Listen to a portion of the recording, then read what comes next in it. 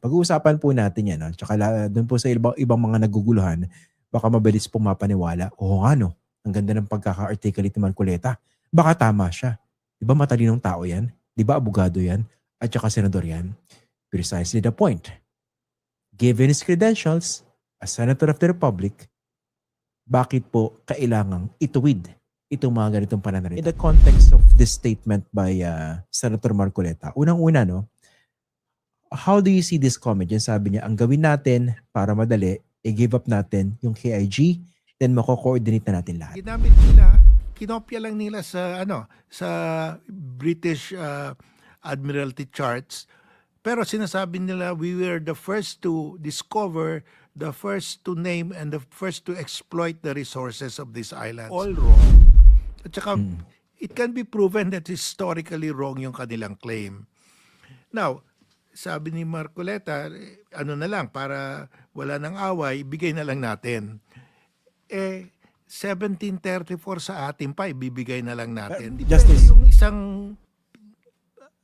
senator, ipamimigay na lang dahil wala tayong laban. May laban tayo. There is still the courtroom at The Hague. So, dapat yan, ang position na, yung, if you are pro-China, you should also consider the Philippine interest. Arbitration. Pag talagang tunay yung kanilang claim, talagang they own it, they can prove that if they have the documents, if they have the proof.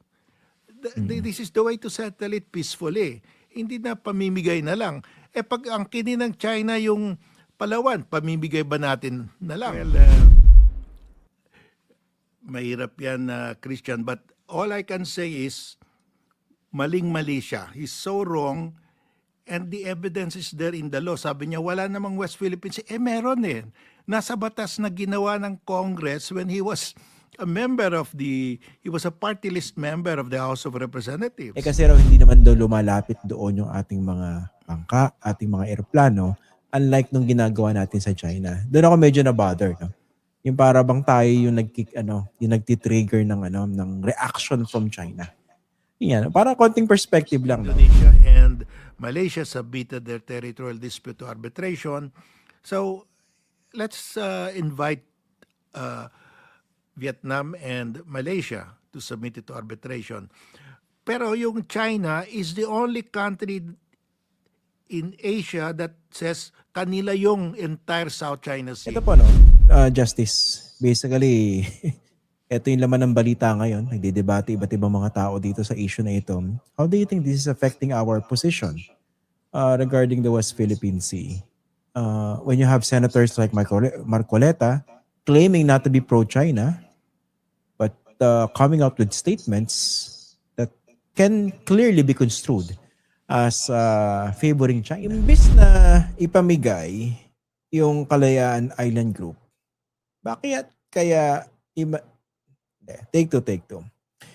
Imbis na i-give up natin yung Kalayaan Island Group, bakit hindi na lang yung mga politikong nagsusulong ng interes ng China ang i-give up natin? Sila na lang kaya iwaksi natin sa darating na eleksyon.